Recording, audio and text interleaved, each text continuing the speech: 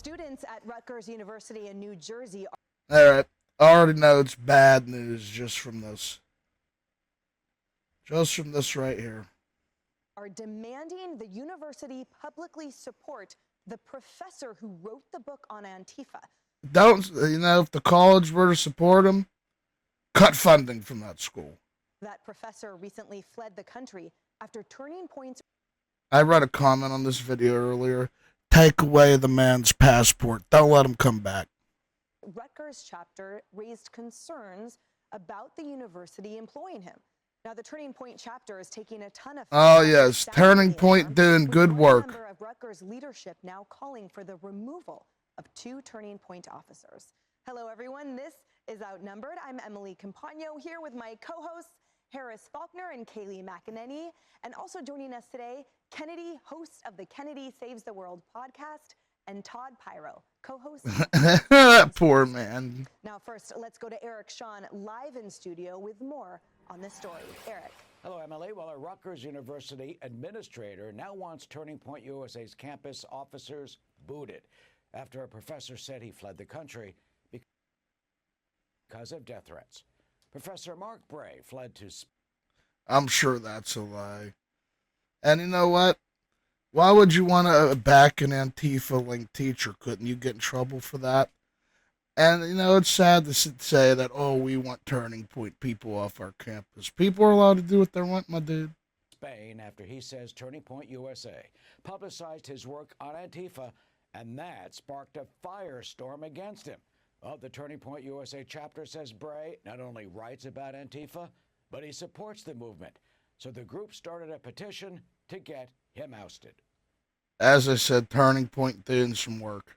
Our main goal with the petition was to hear a comment from workers. We don't believe that he should be employed at this school. We believe that he is a danger. He shouldn't be employed anywhere. He's a terrorist. Danger to conservative students on campus. We wanted to bring light to some of his actions. But on Friday, the Rutgers University Senate is set to vote on a resolution demanding the university support and protect him.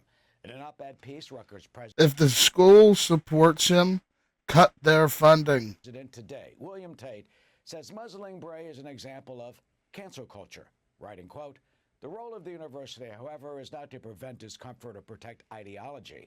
Our responsibility is to protect the conditions for inquiry and debate. We do this by modeling the free exchange of ideas, upholding the corporate jargon lies, law, and fostering a secure environment for teaching and research." Bray is the author of this book, Antifa, the Ew, look at that. Fascist Handbook. Half of the book's proceeds go to support international anti-fascist efforts. Well, in an interview with... See, anti-fascism's such a broad term now. Sometimes it's a term used for, I just don't like your opinion, so you're a fascist. The AP before he left the country, Bray said he just researched Antifa, and he rejected Turning Point USA's claims about him.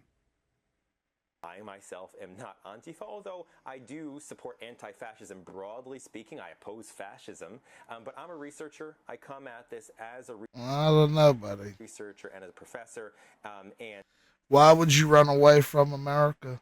The efforts by Turning Point USA to paint me as the mastermind of Dr. Antifa is ridiculous.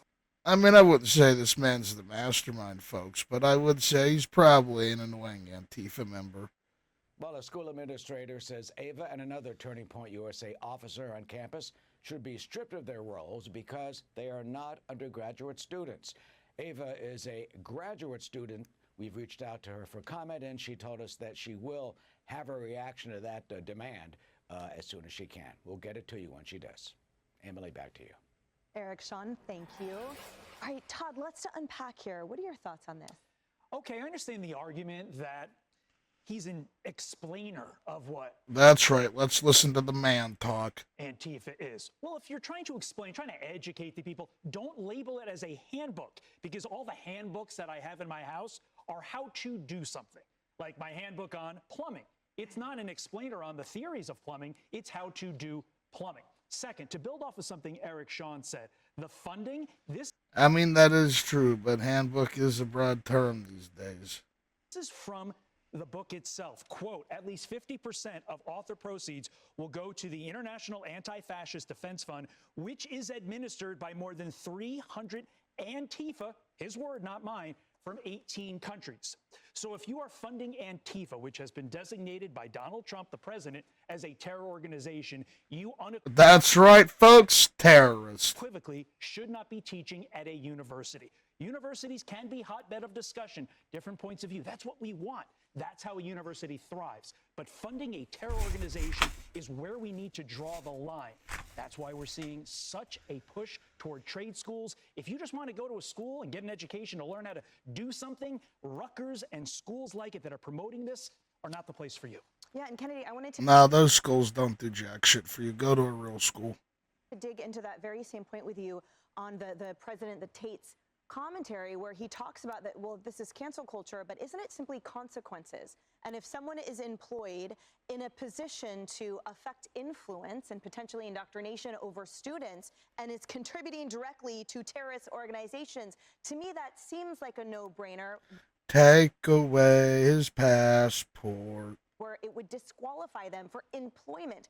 He's free to say and do what he wants. That's the point. But it's accountability and consequences that Turning Point here is seeking. Yeah, I mean, we are looking at the consequences of private text messages, you know, possibly upending and destroying careers and lives. You know, this wasn't a private manifesto that he had on his MacBook that someone hacked into, but that's what he's acting like. He's acting like he's some sort of a victim here.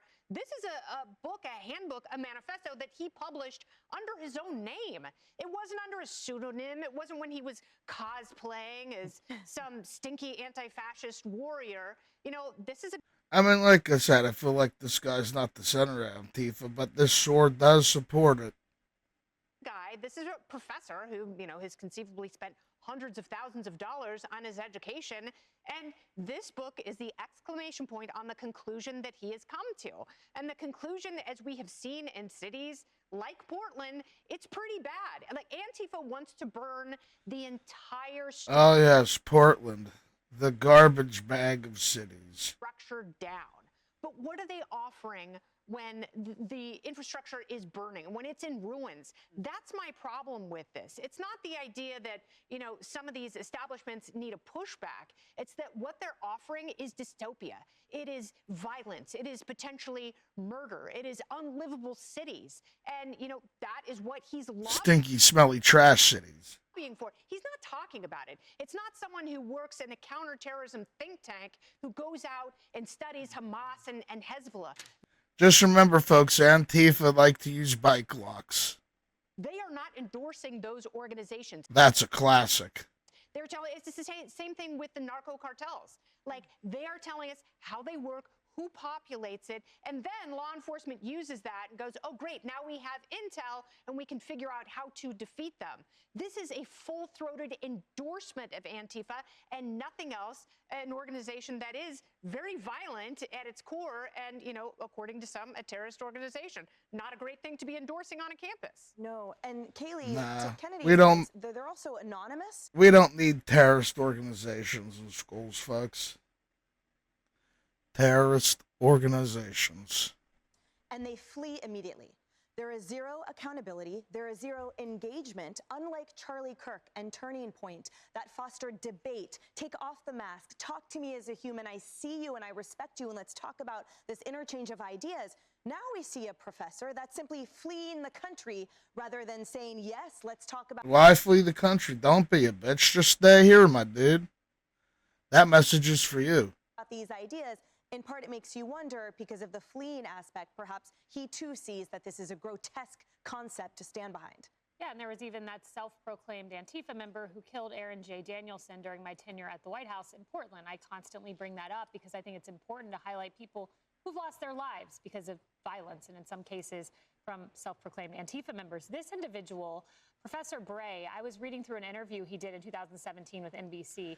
Damn, for a they moment. use I a think it's shit important we hear ton what of he has to fucking say. He was asked, hashtags. you write that violence represents a small though vital sliver of the anti-fascist activity. He's asked about it being vital. He replies, if you're organizing against violent fascists, being able to defend yourselves can unfortunately come in handy. Well, what does that mean? He goes on to say, the question is, how bad does it have to become before self-defense becomes legitimate? I'd love for you I like the sound of that. to pontificate on that a little further. But listen to this. He was directly asked, 2017, do you consider Trump one of those emergency moments where potentially more violent tactics are necessary? He says the anti-fascist argument is that any amount of white supremacist or neo-Nazi organizing is worthy of emergency consideration. This man teaches our students. How did this man get hired? One more recent example, October 4th, he says only mass I wouldn't want this dude teaching my kid because I wouldn't have to deal with a little libtard.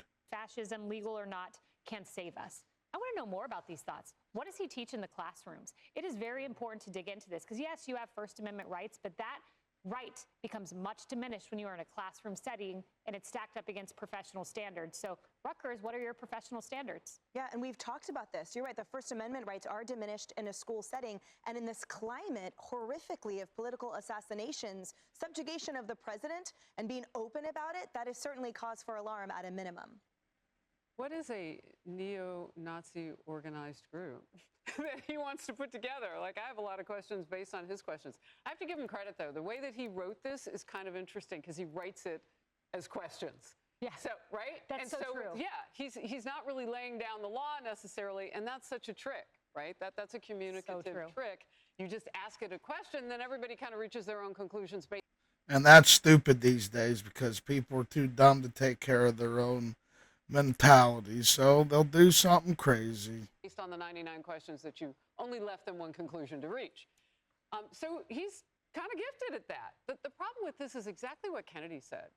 That this is not being said in an open arena where people can exchange ideas. This is being said on a campus that's supposed to cultivate the ability to discuss those ideas, and also some of those seep in. There's no such thing as discussing anymore. We're back to the old-fashioned way of beating each other with canes over opinions. Right? Like proper English, those types of things. This is going in the same portals as good math skills and calculus. That's the problem. It's where it's happening. So could he have turned this into, like Charlie Kirk did, maybe invited some people to campus? Maybe he could have had a discussion. I don't know. But he put it in a handbook. And that kind of sells it for what it is, no matter how many questions that It's like the Communist Manifesto. he asks. And it's someplace where people have their children. And some of them are over 18. But they're there to learn. So it doesn't all match. I don't know what they should do. I'm not a big, fan of killing free speech. The university's going to have to figure this one out with Fuck it, kill it. regard to that. But we know who he is. Teach everybody a lesson. I'm Steve Ducey. I'm Brian. Well, that ad was loud, but folks, as you can see, college is being stupid. Let's keep this guy out of the country. Like and subscribe.